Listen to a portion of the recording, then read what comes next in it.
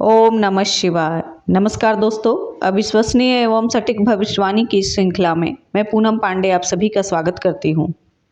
दोस्तों, मैंने अपने पिछले कुछ वीडियो में सूर्य के विभिन्न भाव के फलों के बारे में आपको बताया है और इसी श्रृंखला में आज मैं कुंडली के सबसे आखिरी भाव द्वादश भाव के फल को आपके सामने बताने आई हूँ कि जिनकी भी कुंडली में द्वादश भाव में सूर्य हो उनको सूर्य के क्या शुभ और अशुभ प्रभाव देखने को मिलते हैं। एक बार फिर मैं यह बता देना चाहती हूँ कि सूर्य का यह फल अपने चलित कुंडली से देखें। यदि आपकी चलित कुंडली में सूर्य द्वादश भाव में हो तभी आपको द्वादश भाव के सूर्य का फल प्राप्त होगा। तो चलिए द्वादश भाव के सूर्य के फल को जान लेते हैं।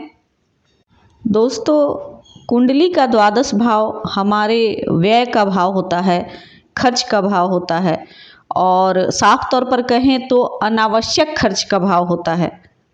व्यर्थ की यात्रा, व्यर्थ की भाग दौड़ का विचार भी द्वादश भाव से ही किया जाता है।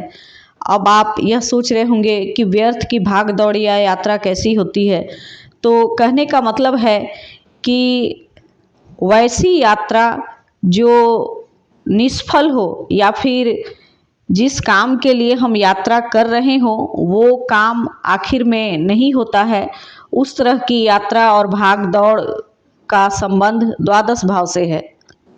द्वादश भाव की ग्रह स्थिति से हमें यह पता चलता है कि हमारा धन किस विषय पर खर्च होगा और भविष्य में हमें किस तरह की परेशानियों का सामना करना पड़ सकता है।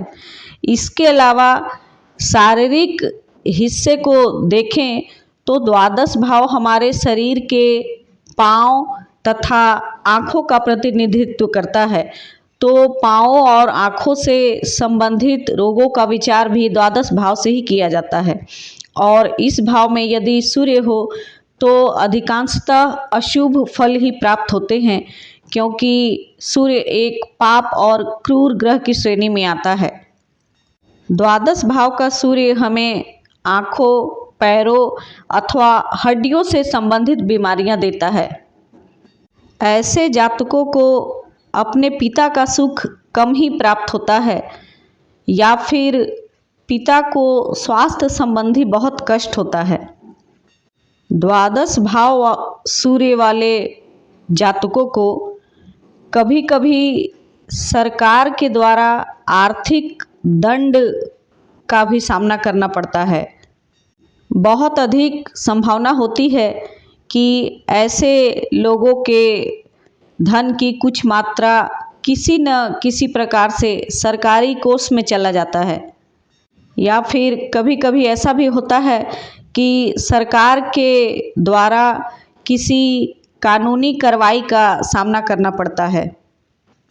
द्वादश भाव का सूर्य यदि स्वग्रही या उच्च का हो तो कुछ अच्छे फल भी प्राप्त होते हैं, जैसे कि ऐसे जातकों को मेडिकल, दवा, फर्नीचर अथवा स्वर्ण आभूषण से जुड़े क्षेत्र में विशेष सफलता मिलती है। द्वादश भाव का सूर्य यदि स्वग्रही या उच्च का हो तो सरकार से फायदा भी दिलाता है, जिसमें कि सरकारी नौकरी मिल सकती है या फिर राजनीतिक क्षेत्र में विशेष सफलता मिलती है। द्वादश भाव का सूर्य वैवाहिक जीवन के लिए भी अच्छा नहीं माना जाता, क्योंकि द्वादश भाव शैया सुख का भाव भी होता है और यहाँ पर सूर्य शैया सुख में बाधा उत्पन्न करते हैं। पति पत्नी के बीच विवाद अथवा मतभेद उत्पन्न हो जाते हैं। तो दोस्तों, इसी के साथ ही मैं सूर्य के द्वादश भाव के फलों की चर्चा को यहीं समाप्त करती हूँ। अगले वीडियो में मैं चंद्रमा से जुड़े हुए फलों की चर्चा करूँगी। चंद्रमा के विभिन्न भाव में होने से जातक को क्या क्या शुभ और अशुभ फल प्राप्त होते हैं, ये मैं अगली वीडियो में आप सबको बताऊँगी। आपको मेरा वीडियो कैसा लगा कमेंट में अवश्य ही बताएं। अपना सुझाव आप लिख सकते हैं। मेरे चैनल पर आप नए हैं तो मेरे चैनल को सब्सक्राइब करें, मेरे वीडियो को लाइक और शेयर करें। यदि आपको व्यक्तिगत रूप से मुझसे कुंडली विश्लेषण करवानी हो तो दिए गए नंबर पर संपर्क कर सकते हैं। तब तक के लिए मुझे आज्ञा दीजिए। नमस्कार। जय महाकाल।